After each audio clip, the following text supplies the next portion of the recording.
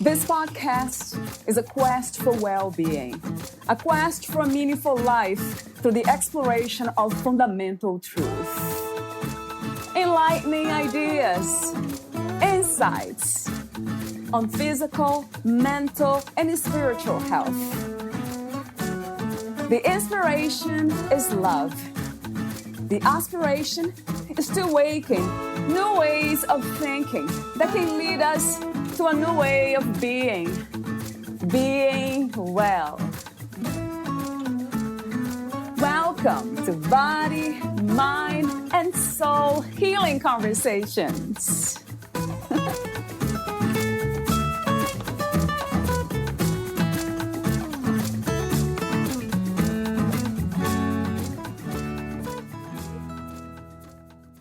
Without pain, why would you seek to go deep within? When someone is depressed, there are two possible outcomes: either sinking into despair and never emerging from it, or they can also go inwards to heal themselves or to receive assistance in their healing. As part of the Divine's plan, depression forces us to make that decision either way. Unless you're on a slow awakening path, you wouldn't even bother going inwards without pain. People on a slow awakening path are those who have not yet experienced pain, but have begun to ask the big life questions and have begun to examine themselves. Sheetal. Valeria interviews Sheetal Mistry. She is a trauma healer coach. She uses energy healing to help stabilize her clients and anywhere in their journey where they need it. Sheetal mainly uses root cause therapy, timeline therapy, for deeper healing. She lives in Melbourne, Victoria, Australia. Meet Sheetal at soulreflectionhealing.com. Here's the interview with Sheetal Mistry.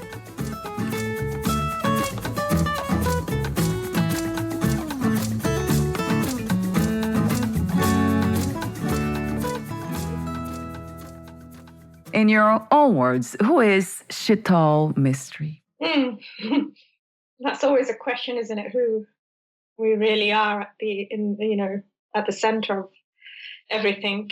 Yeah, I think it's as we peel away the layers. Who am I? And the word sort of been pondering on it for a while, and the word joy just keeps coming up. Joy and love.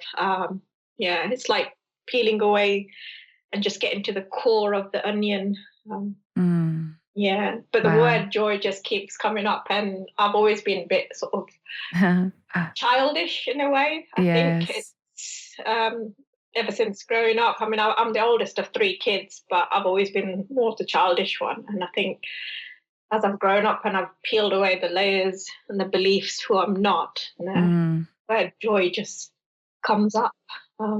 It really resonates true to me, yes. And that's the work of healing, isn't it? That's why healing and spirituality is very much connected. Yeah, and love, because you need to actually give people love so that they can start to heal themselves as well and make them feel loved. So love and joy. Right. Those are the words that come. Who am I? And, I love that. I love that. What a beautiful recognition, realization. Yes. Almost deserves a pause as a contemplation to that truth, Sheetal. So I guess the follow-up question, the open questions, I'll ask you this one. What do you feel is the purpose of the human experience? Would it go back to what you just said about being joyful and feeling loved, or something else? I think that's the essence that we come from and kind of return to. So, because I believe we're all like particles of the divine, particles of God, and God is love and joy. But the word "who am I?" joy at the end, it's like that's just when you kind of meditate on it. That's the first word that kept coming up, and that's what. And so why we're here is to experience life and learn and grow as a soul. Because I believe we can't grow as a soul just by just having a couple of lives. It's an ongoing process to grow as a soul. And the quickest way is to come down on Earth or different planets and experience different ways to grow and learn. Yes. How did you come to this understanding of even the journey and the process, per se, the evolution of human beings and the soul? How did you get to understand this? Well, my background's a Hindu. I'm Hindu background, but I'm sort of coming away from that and just coming under, the banner of spirituality where we all unite. And we've always been taught that, we have a soul and we kind of return back to God at the end of the day. Yeah. So that's how you grew up, actually, right? With these understandings, with these ideas. And reincarnation and stuff. So I grew up with all that, and it's like becoming more and more accepted about reincarnation. So right. Yeah, and there are a lot of, I think you probably have heard the near-death experiences that has been studied, became even a scientific studies. So yeah, it's becoming a lot more, let's say, mainstream. But it's very intuitive too, right, Sheetal? There's something about our intuition. It seems like we all know that, intuitively. This is not just it. Yeah. Also, going back to what you do, you are a trauma healer coach. What inspired you to become a trauma healer coach specifically? Why becoming this type of coach? Why? It's been a long process over the last few years, especially in COVID when I switched. I mean, I was just getting so many people coming through the door in my previous career, people suffering from anxiety, depression. And it was just more and more I was seeing, and I knew I had to kind of help them in some way. And because I've been through it myself, and the way I came out of it, I realized doesn't work for everyone, especially when they suffer from deeper trauma, like, sexual abuse or domestic violence. And that's what made me look at other options. And that's when I came across root cause therapy. And then I actually found quantum energy healing, which I never thought of myself as being a healer. But when I got into it, it was so me, and I could feel the energy moving, through my hands and through my head and down, channeling through me from the divine. And I just never knew. And then it kind of hit me before that. I've had like Akashic records read many years ago, and it said I'm a healer, but I never took note of it until recently. But yeah, I did life coaching, but it just wasn't hitting how I wanted people to, just help guide them into healing and awakening, because that's my main goal, is just to guide them to heal themselves and to awaken, because through healing you awaken, get clarity and awaken. Wow. So in a way, it was searching for you, right? What do you do? It's. I don't know if you probably heard that saying, whatever you're looking for is looking for you as well. Oh, yeah. So it definitely just found you. Yeah. I mean, life coaching, when I started doing life coaching just online, like, in the COVID times, it was just, I think it was just trying to prep me up to become a better listener and stuff. And then I actually, found root cause therapy, and you meet certain people who prompt you to look for the next thing, to really help them. Yes. Talk to me for a moment, since we mentioned root cause therapy. I never heard about this modality. So talk to me for a moment about it. How does it work? What is the process? It was actually developed by a lady here in Australia, actually, who suffered sexual abuse herself. She actually learned NLP, but she just felt it wasn't right to reframe. I mean, NLP works great for, people in general, but if they've got deeper trauma, it just needs something else. So instead of reframing, we actually go into the event, clear the emotions, because it's the emotions that keep us trapped in the past, and you keep getting the flashback. So it's we tap into the subconscious mind and the unconscious mind. Actually, it's more the unconscious mind that we tap into, and we just keep talking to the unconscious mind when we take them down the timeline therapy. And it's so, I mean, 95% of everything that's ever happened to us is stored within our subconscious and the unconscious mind. So it knows exactly where which events to drop us into to heal the original event. So once we get there, we start to get the client to feel what emotions are coming up rather than what they're seeing, because it's the emotions that we feel first, and it's in the body. So that's why it's a bottoms up approach rather than the top down approach. Where with traditional therapy, it's like it works, traditional therapy, but it only takes the person so far, because the trauma is actually trapped within the body. I mean, when you get anxious, it's all in the body. Your heart starts racing, and your stomach starts to turn. So we actually get them to feel the emotion, what emotion's coming up, and I'm always addressing the unconscious mind, what's coming up, and then we just dial the emotion up to as maximum as they can take it, like a volume button, and then we just let them release it when it starts to come down naturally until it's completely out of the system. And then we just ask, okay, what's the next emotion? What else? We just keep prompting. We just want to clear as much of it as possible. And then once the clouds of emotions are removed, you get the clarity. Because if they're not removed, it's just the clarity is just clouded. And then you start to get answers. And that's where I feel like that's when people start to get an awakening or start of an awakening. Like they start to get clarity of why this happened, that happened, or why did that person do this. And yeah, you can't, explain everything of why a person does certain things, especially with the deeper traumas that people suffer. So emotions are very powerful. They're actually telling us all the time, right? What is here, what is blocking us.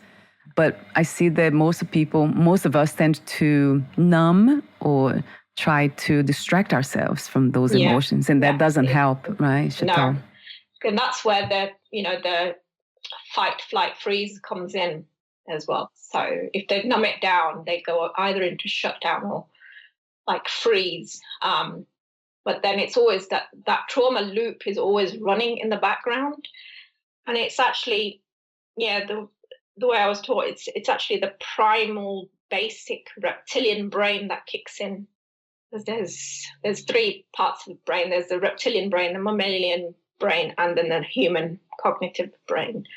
And it's that fight, flight, freeze in the reptilian brain that's still within us. But like the way that my teacher explained it was, it's like when a deer runs from a lion, it just flies.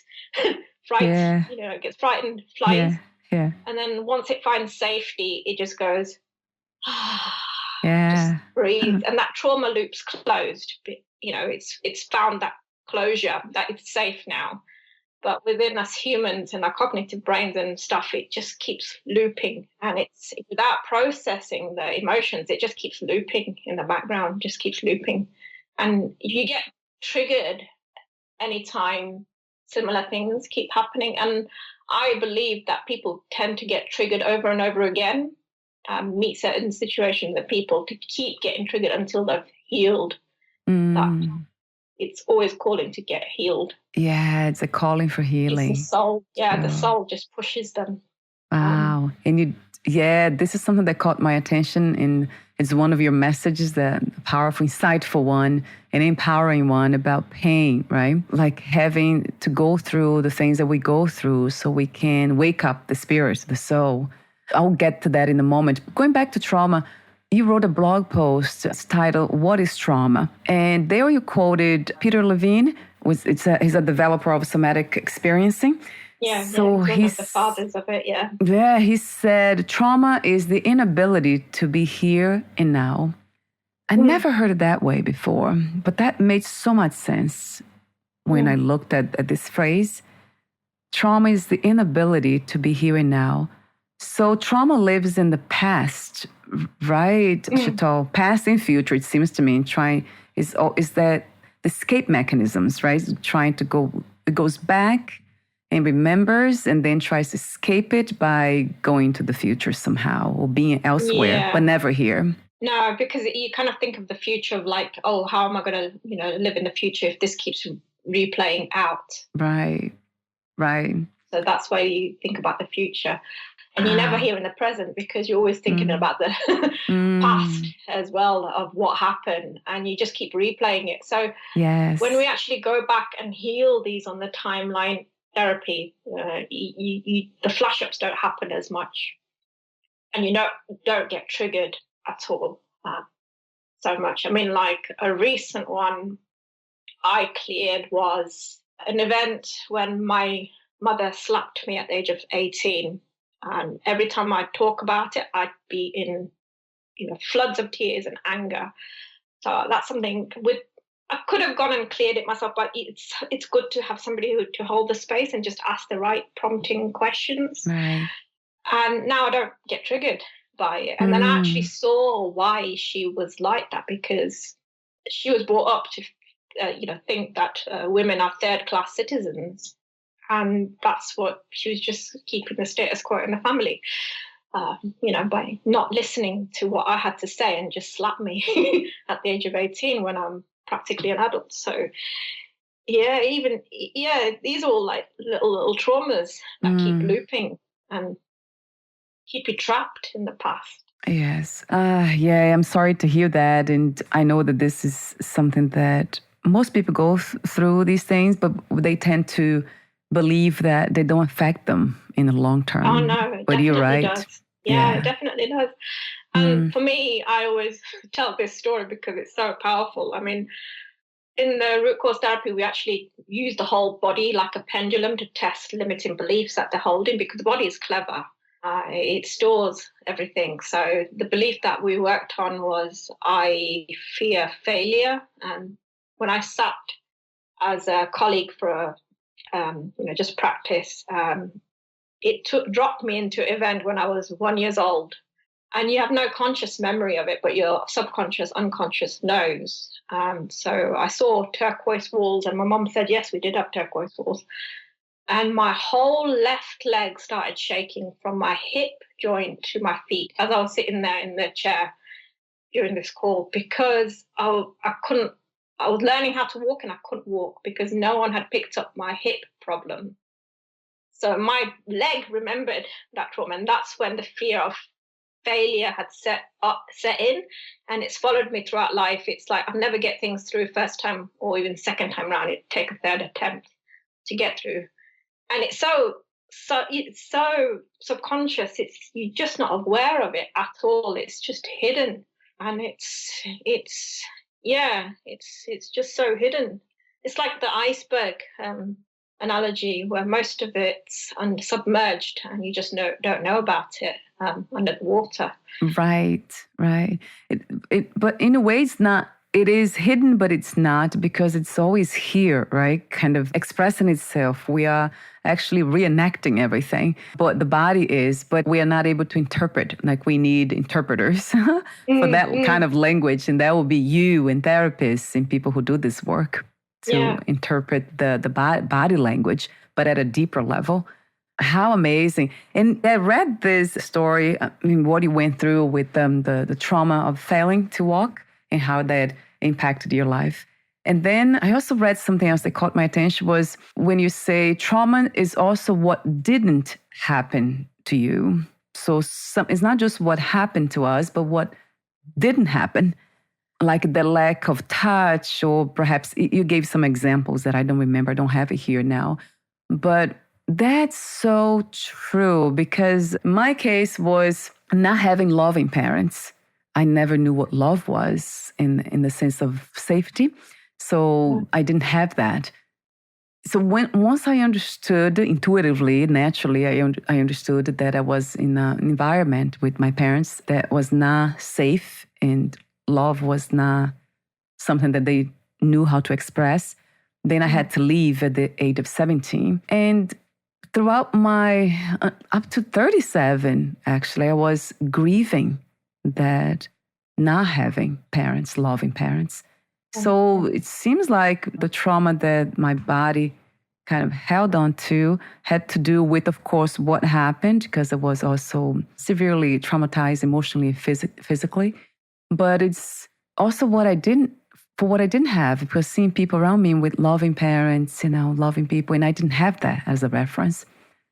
So that caught my attention immediately, Sheetal, when you said that. It's neglect. It's a form of neglect. And that's still trauma, because we crave, as soon as we're born, we crave that love, we crave that affection. Right, yeah. And you see, even the grief, I didn't understand that. I didn't understand that as grieving. I mean, I don't know what I thought at the time. I was very angry and very sad and very depressed. So I didn't really understand at that time. But now, listening to you amazing people here, it's very clear to me there was grieving, that I was grieving that, not having that experience of safe attachment. Ah, how amazing. So another blog post that you wrote that caught my attention was, is there a link between depression and spiritual awakening? That question. So, and you also quoted someone else, this woman, Dr. Lisa Miller. Oh, yeah, she's amazing. Yeah, I know you mentioned her many times. Depression and spiritual awakening are both two sides of one door. Yeah, definitely. It's so powerful. Yeah, it's so powerful when she actually said that. It's without pain, I believe.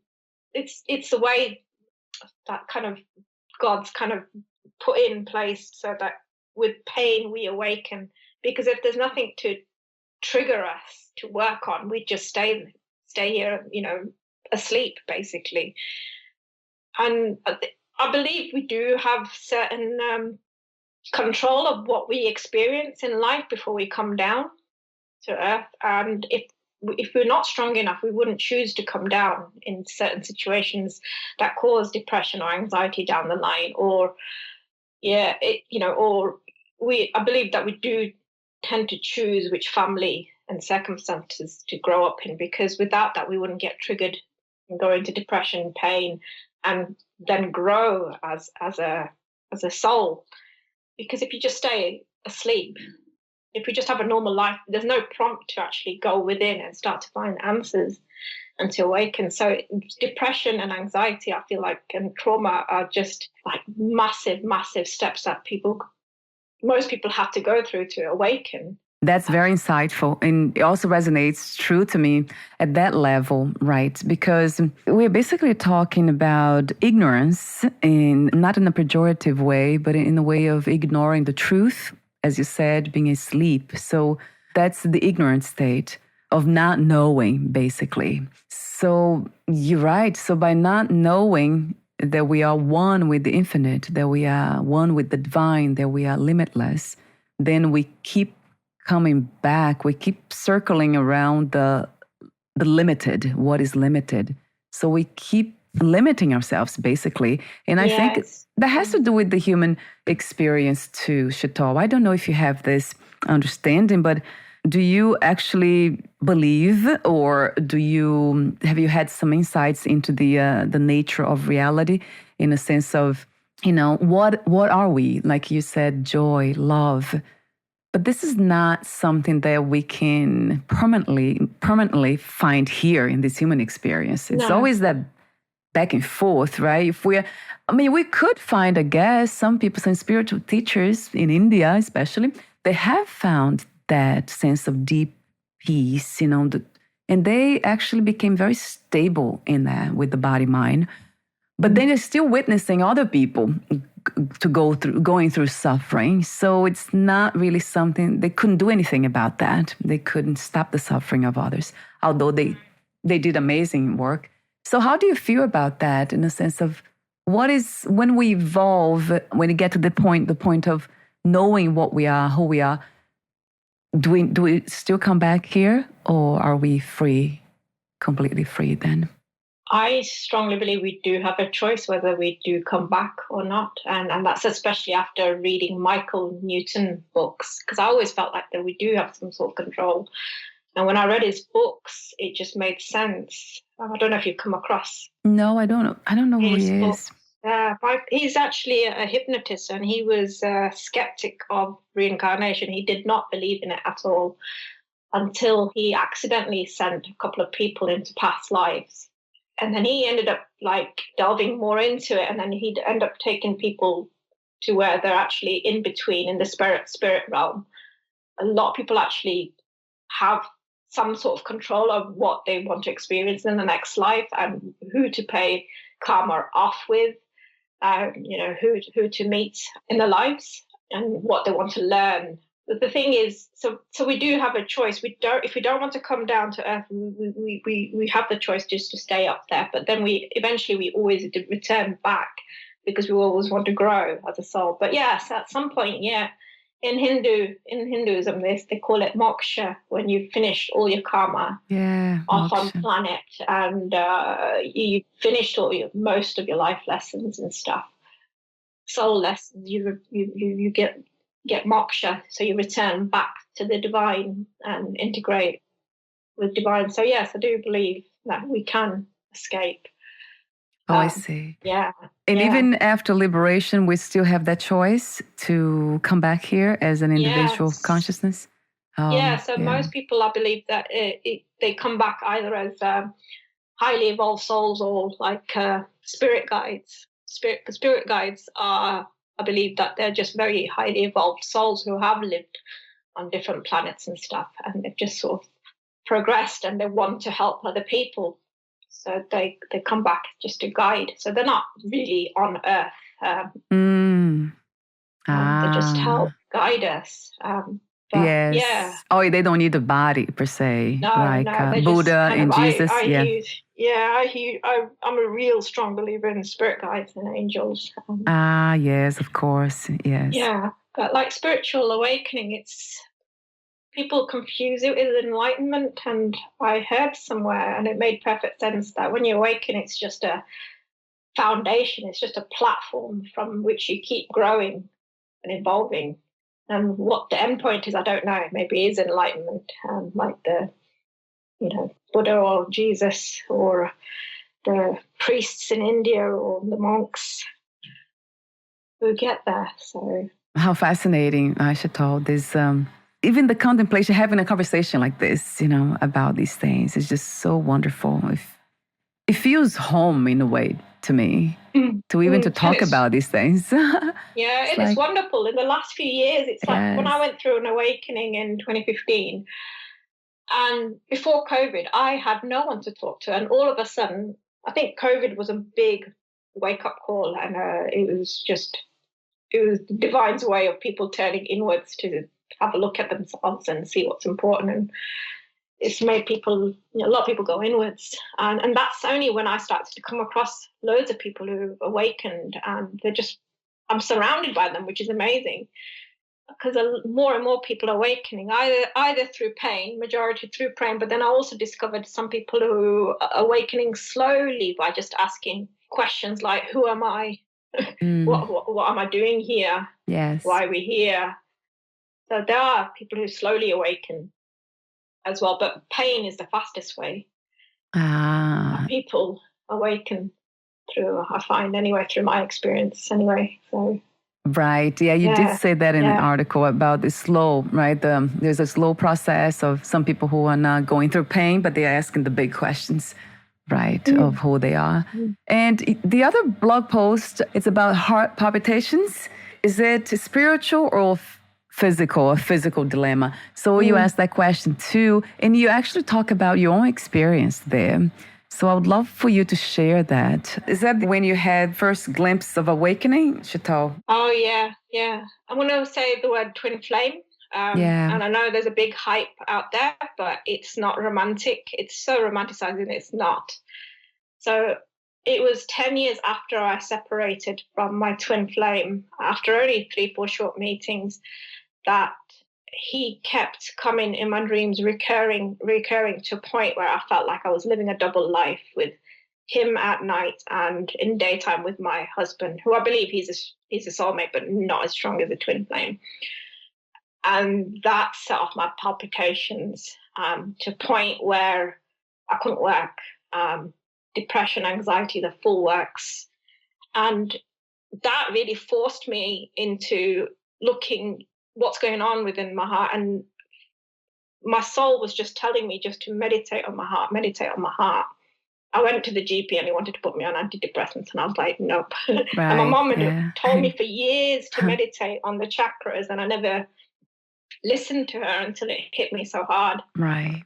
But when I meditated on my heart, I could hear it beat so loudly in my ears, but until one day I just cleared what I needed to, and I had an instant, like a flip of a switch, kind of like clarity and awakening, and I could no longer hear the heart beating so loud because it was just instant release. And I believe that's like the heart chakra awakening. And recently I came across, and then when I had that, heart clearing and awakening, I instantly saw why I met my twin, why his mum caused us to separate, and why these people were here, and why we had to separate, because the whole reason twin flames are here is to separate, grow, evolve, awaken, and then help the rest of humanity, because it's one of the fastest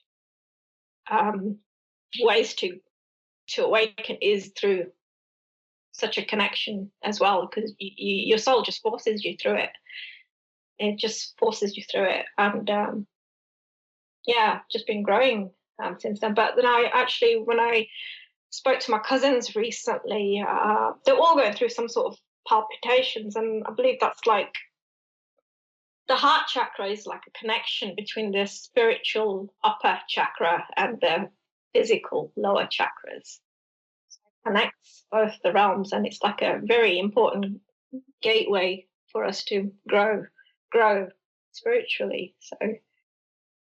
So a lot of the time, so I always tell people to go and get it checked by the GP or the doctors, but it's not always a physical issue, because once I cleared that, the palpitations were gone, my anxiety was gone, and my depression was like instantly, almost overnight, just gone, because I just saw the bigger picture.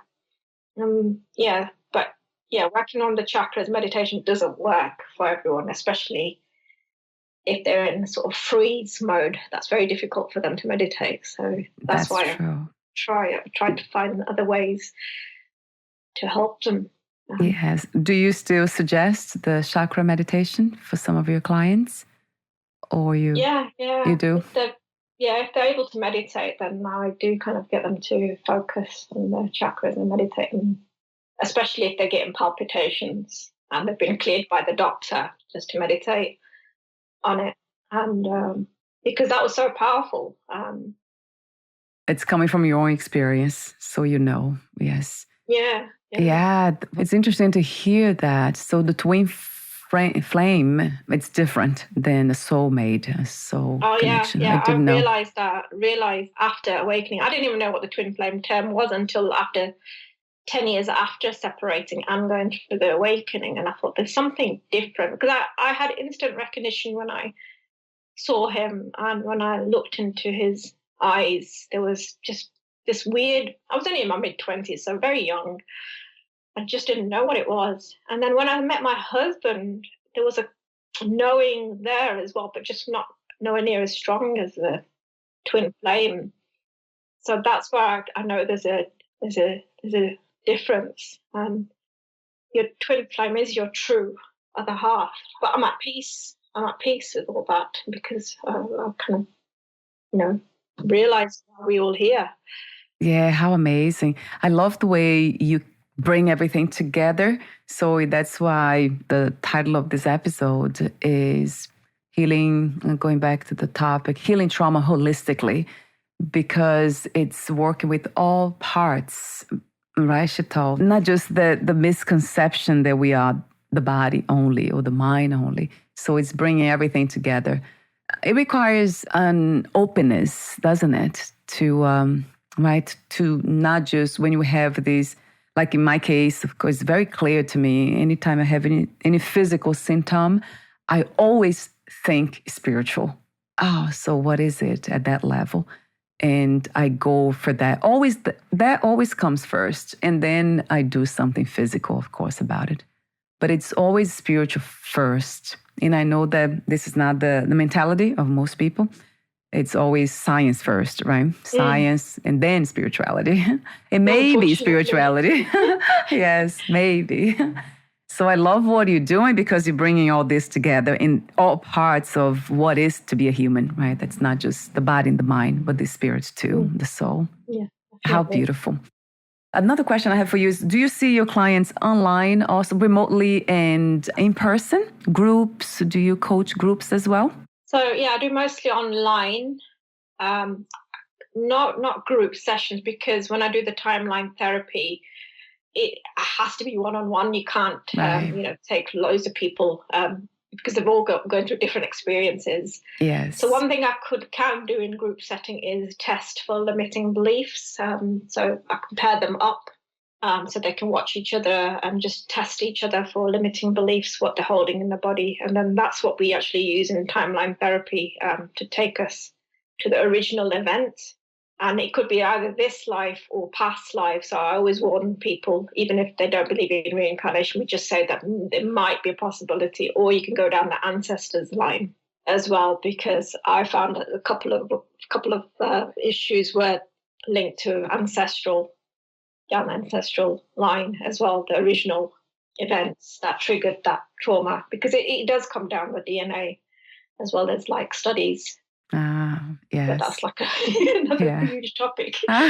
Yes. Well, they're all connected. Yeah. Yeah. So it's mostly online that I work, and not so much group setting, because it's the type of work I'm doing, and energy healing as well. That's like one-on-one as well. So the energy healing I tend to do just to stabilize people, because it's scary to go back into the past and try to work on these issues and stuff. So.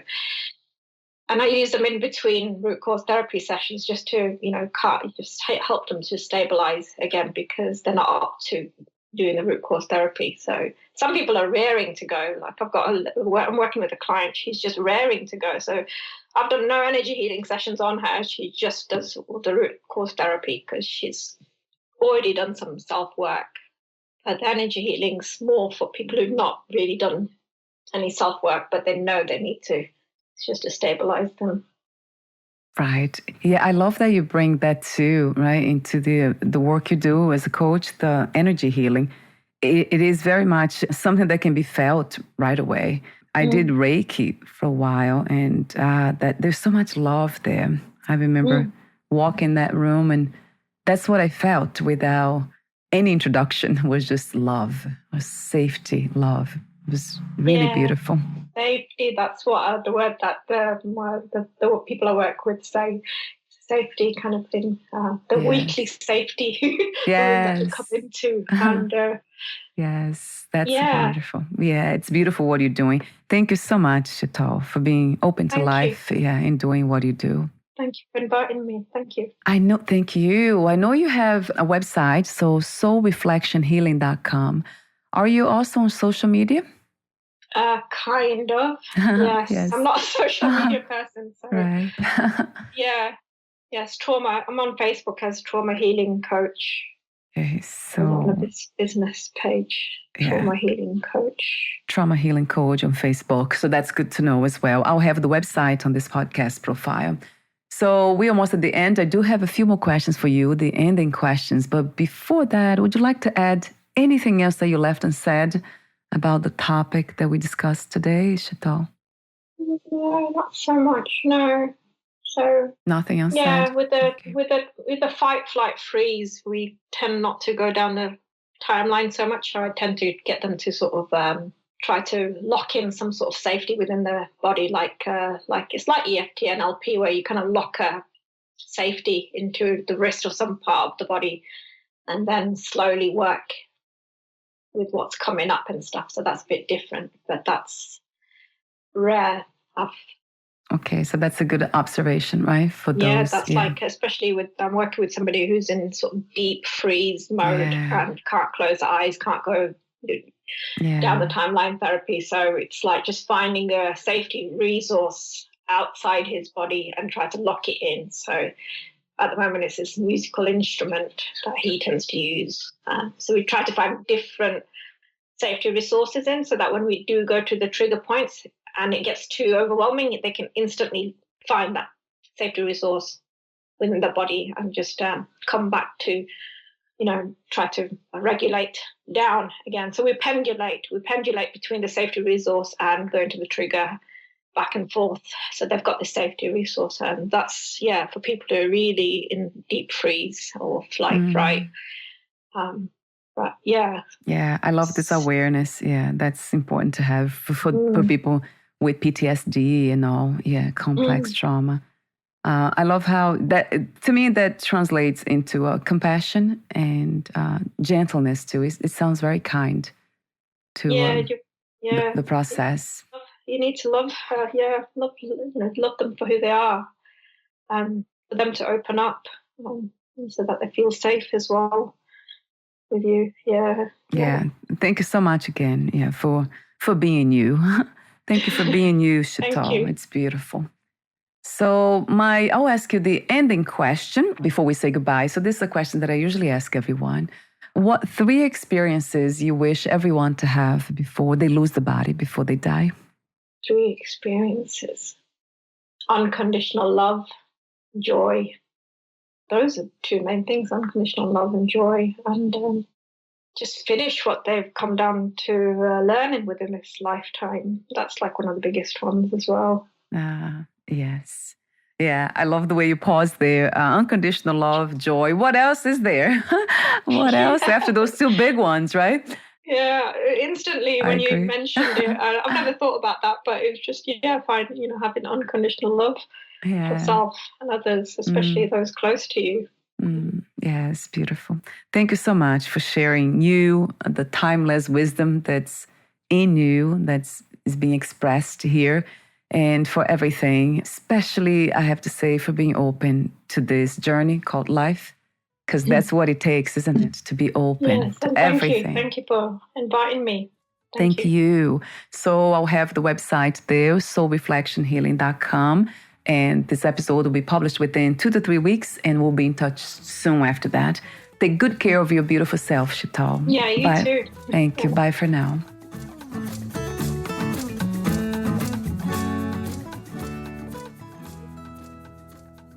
Thank you for listening.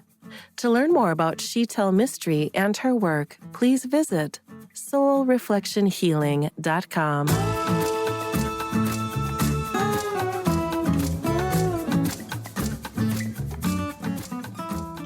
To learn more about this podcast, please visit fitforjoy.org/podcast. Thank you again for listening, and bye for now.